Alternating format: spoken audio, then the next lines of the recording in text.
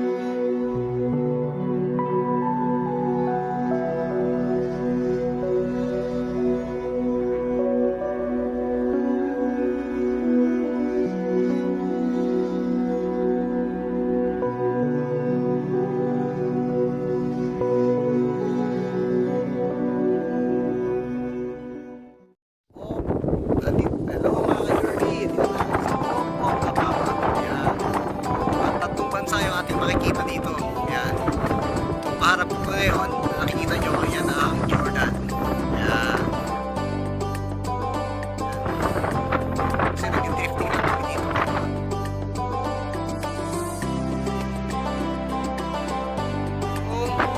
Egypt. Ayan. Okay. Nakita nyo sa mapa yan. And then, on this side, yan naman ang Israel. Ayan. Nakita nyo sa mapa, mayroong mga international boundary yan.